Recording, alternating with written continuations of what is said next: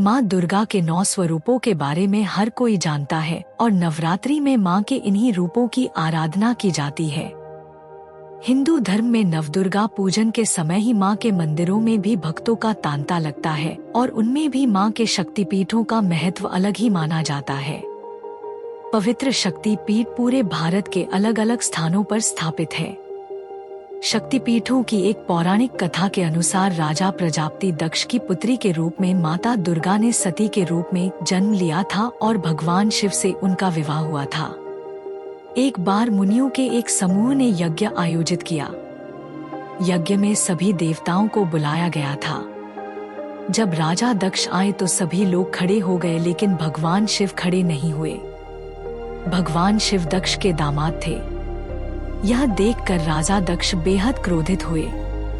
अपने इस अपमान का बदला लेने के लिए सती के पिता राजा प्रजापति दक्ष ने भी एक यज्ञ का आयोजन किया।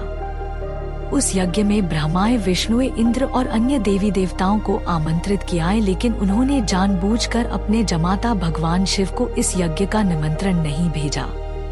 भगवान शिव इस यज्ञ में शामिल नहीं हुए और जब नारद जी से सती को पता चला कि उनके पिता के यहाँ यज्ञ हो रहा है लेकिन उन्हें निमंत्रित नहीं किया गया है, यह जानकर वे क्रोधित हो उठी।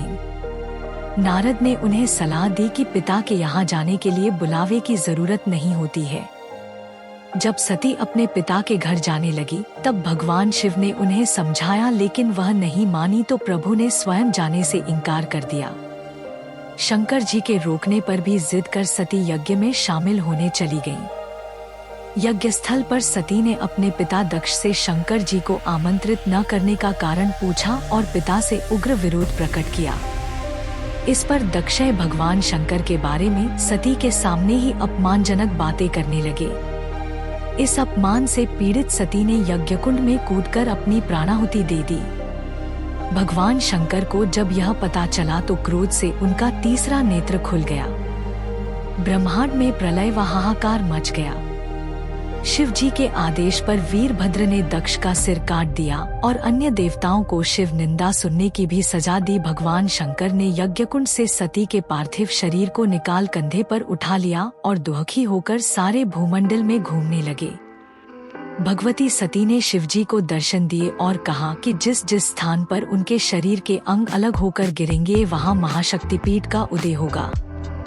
सती का शव लेकर शिव पृथ्वी पर घूमते हुए तांडव भी करने लगे, जिससे पृथ्वी पर प्रलय की स्थिति उत्पन्न होने लगी। पृथ्वी समेत तीनों लोकों को व्याकुल देखकर भगवान विष्णु अपने सुदर्शन चक्र से सती के शरीर को खंड खंड कर धरती पर गिराते गए। जब जब शिव नृत्य मुद्रा में पैर पटकते विष्णु अपने चक्र से माता के शरीर का कोई अंग काटकर उसके टुकड़े पृथ्वी पर गिरा देते।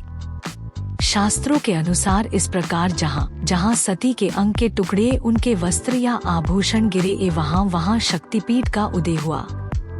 इस तरह कुल 51 स्थानों में माता के शक्तिपीठों का निर्माण हुआ। अगले जन्म में सती ने राजा हिमालय के घर पार्वती के रूप में जन्म लिया और घोर तपस्या कर शिव को पुनरुपति रूप में प्राप्त किया। मुख्य 9 शक्तिपीठ। कालीघाट मंदिर कोलकाता पांव की 4 अंगुलियां गिरी। कोल्हापुर महालक्ष्मी मंदिर त्रिनेत्र गिरा। अंबाजी का मंदिर गुजरात हृदय गिरा। नैना देवी मंदिर आंखों का गिरना। कामाख्या देवी मंदिर योनि का गिरना। हरसिद्धि माता मंदिर उज्जैन बायां हाथ और होंठ यहाँ पर गिरे थे। ज्वाला देवी मंदिर सती की जीभ गिरी। कालीघाट में माता के बाएं पैर का अंगूठा गिरा था। इसकी शक्ति है कालिका और भैरव को नकुशील कहते हैं। वाराणसी। विशालाक्षी उत्तर प्रदेश के काशी में मणिकर्णिक घाट पर माता के कान के मणिजड़ीत कुंडल गिरे थे। इनकी शक्ति है विशालाक्षी मणिकर्णी और भैरव को काल भैरव कहते हैं। हमारी वीडियो देखने के लिए धन्यवाद। अगर आपको ये वीडियो अच्छी लगी हो तो हमारे चैनल को सब्सक्राइब करें।